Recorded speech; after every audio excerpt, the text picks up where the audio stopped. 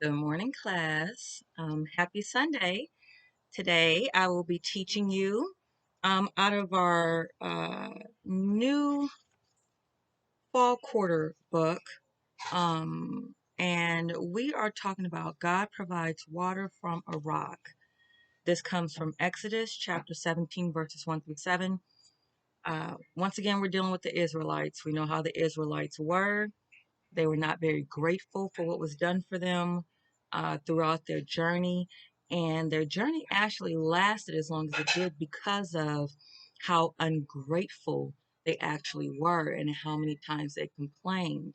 And so this is a good lesson because I want us to take away what we complain about, why we are still in a cycle that we're in today. And is it based off of what we are ungrateful for? And how we are testing God and what He has already done for us. Remember, God has already shown Himself when they were already still captive. And so He showed Himself with the plagues. And He showed Himself when He delivered them from Pharaoh. And still, time after time after time, the children of Israel show this ungrateful nature. So I want us to take that from this lesson. Okay. So we're going to start verses 1 through 3. And all the congregation of the children of Israel journeyed from the wilderness of Sin after their journey according to the commandment of the Lord, and pitched in Rephidim. And there was no water for the people to drink. Wherefore the people did chide with Moses, and said, Give us water that we may drink. And Moses said unto them, Why chide ye with me? Wherefore do ye tempt the Lord? And the people thirsted there for water. And the people murmured against Moses, and said, Wherefore is that thou hast brought us out of Egypt to kill us and our children and our cattle with thirst? So here we go. They start off early. They didn't wait to get into the middle of the chapter. They start off real quick. Verse 2, we about to complain. Don't worry, we got issue with you again, Moses. And what they're not realizing is that this is not Moses. Moses is the tool that the Lord is using. So in reality, you don't have an issue with Moses. You have an issue with what the Lord is doing. That's very strong. Now, when they talk about a journey from the wilderness of sin, it's not, the wilderness is not called sin because of the Israelites' sinful nature. Sin was actually a moon deity that was worshipped by the Islamic state at this time. So they named this wilderness sin. I find it very fitting because they were extremely sinful. So that's one thing. It's not called the wilderness of sin because of their actions. It's called sin because this Islamic state had named it after one of their deities. It was a moon deity. Now, it says in verse 2 that wherefore the people did chide. When he talks about chide, the people were rebuking or they were scolding Moses. They were mad. They were testing him because they didn't have any water to drink after they were walking through this wilderness. I just want to let you know that as they're taking their journey, they have not starved yet. They have not had to decimate their cattle, meaning they have not had to actually kill their cattle off or their food supply, if you will, during this actual journey. So therefore, they were fed. Nobody was losing weight. Okay, no one was losing weight. No one was getting randomly attacked by wild animals, and they were safe. They still had their pillar ahead of them, and they still had their pillar behind them. They still had their bread, and they still had manna from heaven. So it's not as if they were out there in the wilderness, literally just trying to seek and find whatever they possibly could to eat, to drink, to shade themselves from the elements. They were well taken care of, and the Lord had not left them. As a matter of fact, this is where the Lord led them.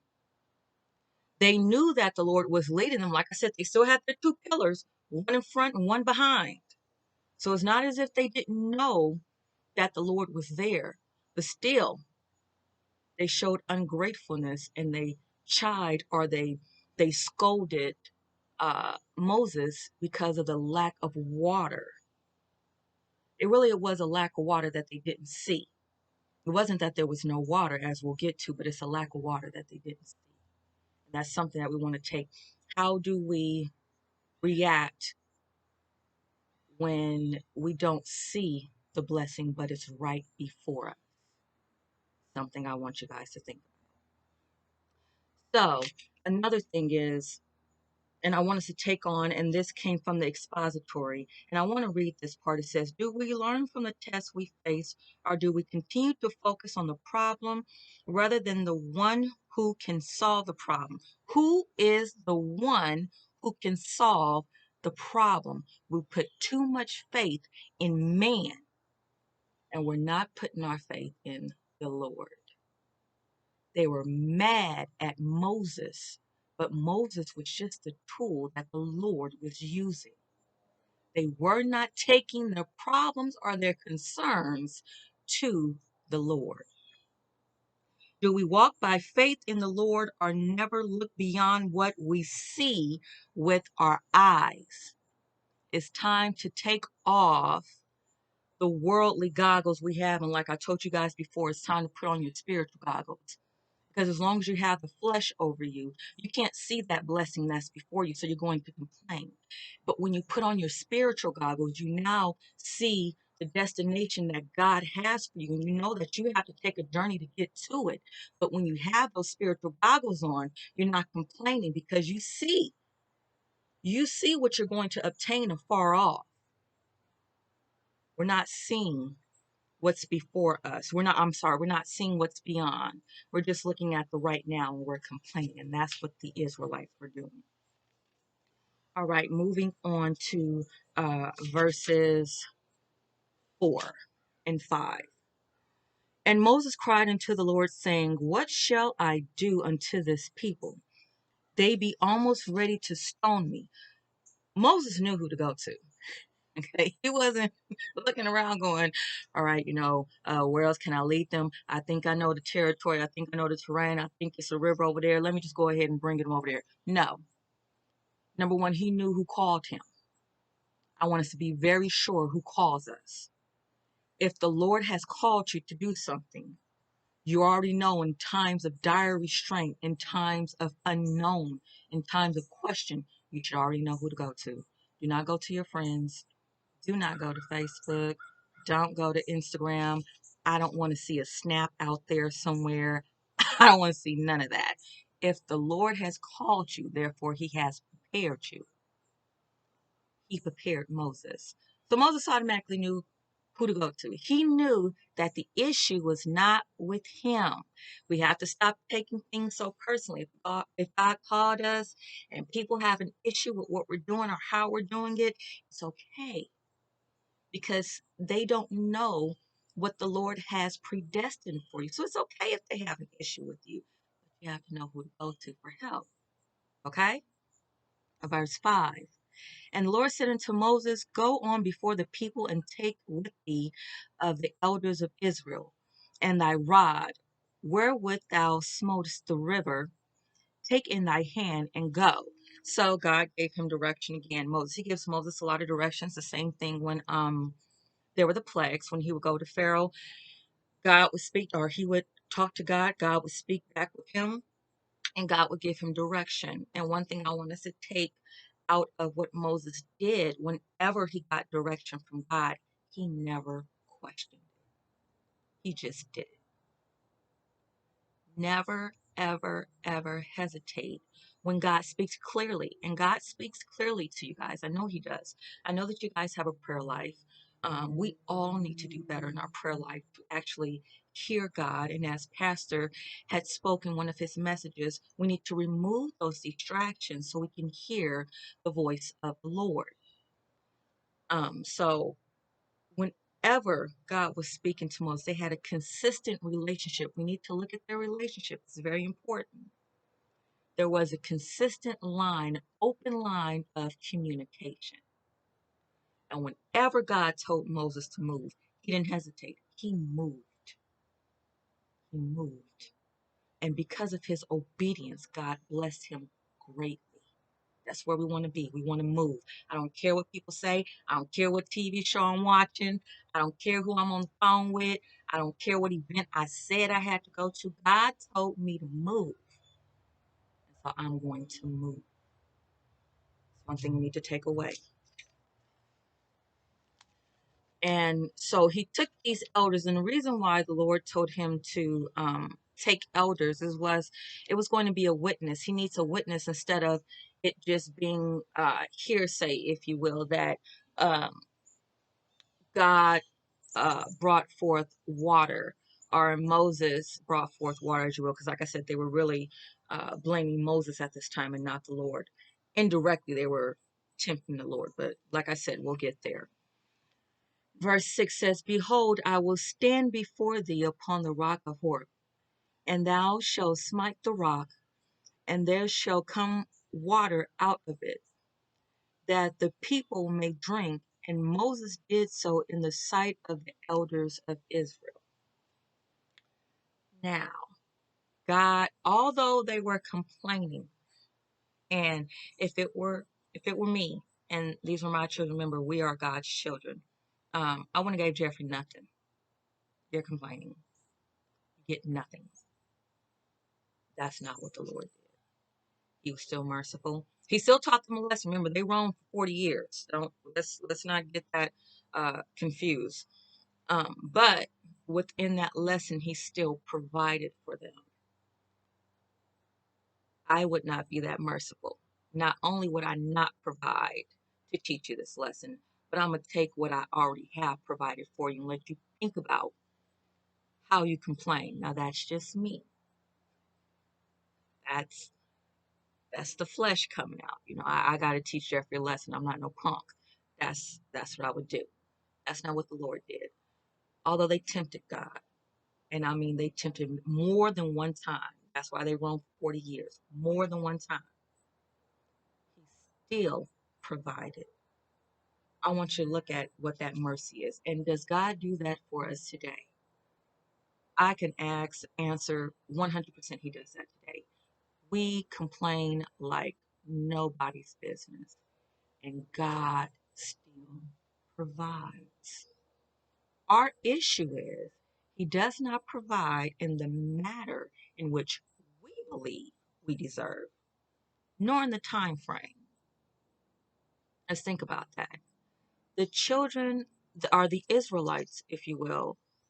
It wasn't that they weren't being provided for, it's that they weren't getting the catering that they felt they deserved. They felt that after the 400 plus years of being in captivity, that when the Lord finally delivered them, that because they had suffered for so long, I should 100% be catered to. Why am I not riding in my Benz? Why do I not have my mansion yet? Me, my people, we suffered for 400 plus years. Just give me what I want and give it to me now. That's what they was doing. And what is so upsetting about it is that the Lord had proven himself prior to you being released out of your captivity with the plagues. He had proved who he was because he shielded, remember, he shielded them from the plagues. The plagues never touched them. It never affected them at all. And so in that, in itself, he showed himself, he proved himself on who he was and how much he loved you. And even when you left, the Egyptians gave the people who were leaving gold and silver, things that were good enough for trade. So he gave you extra on top of what you already had when he was removing you out of captivity. So the Lord had already proven himself. I already showed you what I can do. I showed you who I am. I showed you how great I am, how big I am, how powerful I am. And you still have the audacity to tempt me and be ungrateful. Let's look at what we already have, how God has blessed us, how He has kept us. And because of us, because of our actions, we are stuck in this 40-year wilderness journey within our own life because we can't just see the blessing that's before us. They could not see the blessing. God sent Moses. He chose him. He sent him directly to that place to deliver the children of Israel out of captivity. And so he sent his tool to help you, a physical tool to help you. And you can't even recognize the blessing before you. So you can't recognize the man of God he sent for you. You don't even recognize the actual miracle signs and wonders that are literally happening. You don't have to hear about it. Like right now, we're reading about it, we're hearing about it. They witnessed it. When he parted the Red Sea, you walked through that. I'm gonna tell you right now, I don't know if I can walk through that. Because when we were on our cruise and there was a wave, I'm pretty sure 400 uh, miles away from us, but we could still see it. In my head, was like, where are the life vests and the lifeboats? And I just want to make sure. And that was far away. And we over here on this big old ship on the whole opposite direction. All they did was warn us that there was going to be inclement weather behind us. And you want me to walk through a wall of water? I wouldn't do it. Like I said, they witnessed this. Once again, you have your pillars ahead of you, you have your pillar behind you, you have your manna from heaven. So this is a continual miracle that they're witnessing. The manna never stopped. The Lord never left them this whole time. And they had other miracles that happened prior to this water. But this was just another act of God. This was just another act of His mercy. And this was just proof that He loves you in spite of your sins. We don't love each other in spite of a small hiccup. We have to stop being so ungrateful. God was truly showing His power. He showed a lot of restraint. Let me tell you, He showed restraint in rebuking them from taking things away. Uh, he covered them, even though they went through this wilderness for 40 years. He covered the Israelites, covered them, and still kept His promise about a promised land.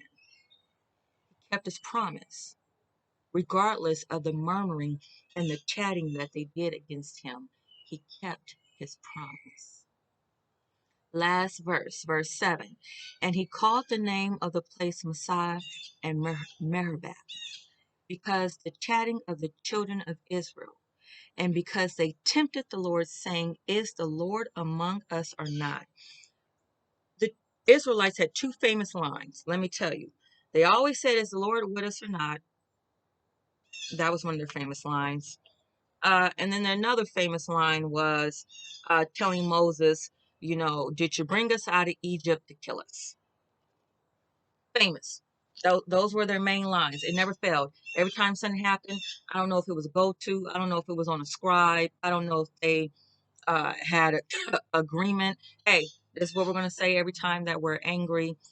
That was their go-to. Once again, to to say that after seeing how merciful God had been to them, very, very deep. To tempt the Lord is very, very dangerous. God never tempts you, He does test you. There's a difference. I'm going to test you. I'm going to see if you can make it through this journey. I will not tempt you to go against me, meaning I will not tempt you to sin. The children of Israel were tempting God to see if He was who He says He is. Pretty much, they was referring to Him with a little g. You the big G or you the little g? And are you really here or are you just throwing a few miracles around and trying to see if we down for you. That's what the Israelites were doing. Let's be careful when we question what God is doing and how he's doing it. Lord, are you really going to do this, or this just something that I was taught so I can believe in you? Let's be careful. The name Massah and Meribah refer to two things. It was a rebuke. The reason why the Lord was calling it Massah and Meribah was for tempting and testing. And that's what the Israelites were doing. They were tempting and testing God. Remember, it was not Moses. Not Moses. They went up against Moses because he was the face. He was the physical attribute of God being there. So that's why they would pose one question to Moses and then pose their other question to the Lord. And so it wasn't against Moses. Like I said, Moses was the tool that God used, that God sent. So it wasn't Moses at all. And Moses, I'm pretty sure it was very difficult for him, but he always knew to turn to the Lord. Who they were tempting and testing was the Lord. Let us not get so consumed and wrapped up in what we think that we forget about what God has said. God has made a promise to us. He has good thoughts towards us. He has an expected end for us. God has never broken his promise, even with the Israelites. No matter how ungrateful they were, no matter how much bickering and murmuring they did, no matter how ungrateful they were, he never broke his promise. And so we have to realize that God has never broke his promise to us, and that our situation and our 40 years of wandering is due to the ungrateful nature that we impose out on God. Let us be thankful for what he has given us. Let us remember, like I said in our question, do we learn from the tests we face, or do we continue to focus on the problem rather than the one who can solve our problem? Do we walk by faith in the Lord, or never look beyond what we see with our own eyes? Let's take off the worldly goggles and let's look at the blessing that's right before us with our spiritual goggles. If the Israelites would just take into account and the remembrance of what God has already done, they would not have even questioned if there was water. They would have automatically went to the source and your supplier and asked God, please reveal to us where the water is. We have to change our attitude. We have to change our conversation with the Lord. And we have to change our mindset, because our blessing is right there. But our murmuring and our complaining and our testing prevents us from receiving what the Lord has already promised. I can't wait to see you guys in our Google Meets class. Remember, your flyer. This is very important. Sister Madeline has suggested that you guys save the code in your phone just in case you lose your flyer, so that way you don't have to worry about anything. If you do not have the code, please text me or Sister Madeline, um, or Sister Alice. We have it. We will give it to you guys. And I want us to come together and really think about how we can change our mindset to being grateful even when we don't even know what's about to happen next. All right? Happy Sunday, guys.